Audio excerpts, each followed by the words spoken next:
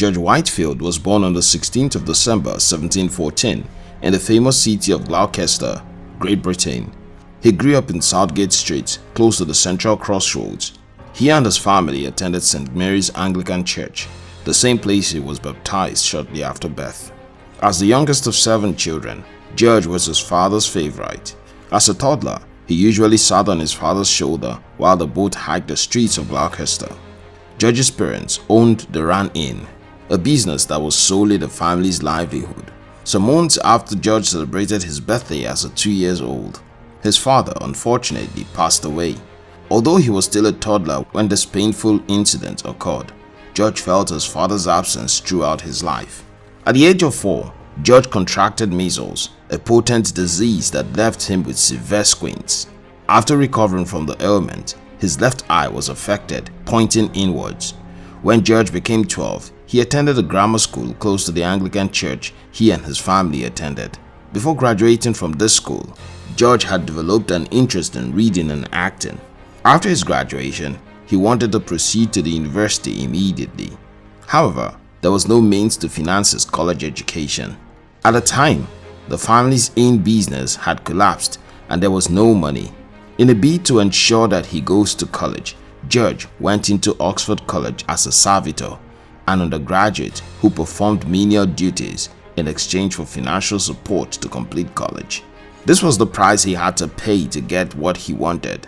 During his second year in school, Judge became so serious with his religion as a Christian.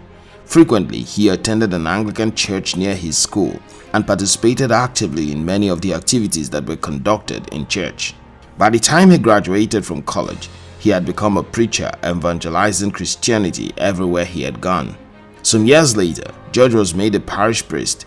This gave him more opportunities to travel far and wide to preach to large congregations with enthusiasm and clarity.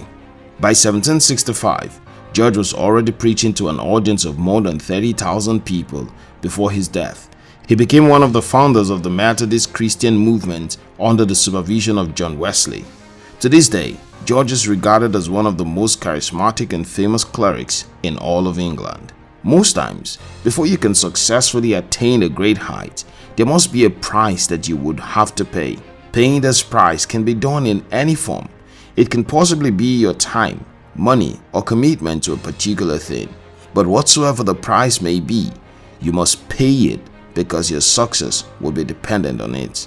Edith Hamilton said, "Responsibility is the price every man must pay for freedom." Being able to make hard decisions and await the consequences is one of the traits found in a responsible person. Responsibility may be the price that you have to pay to get your freedom. The freedom in this context is not the actual freedom from captivity or slavery. It can be freedom from financial difficulties, trauma, or hardship. And Bishop said, "Everything has a price. It's just what you're willing to pay for it."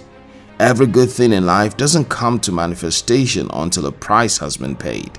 There's a price tag on all good things you really desire.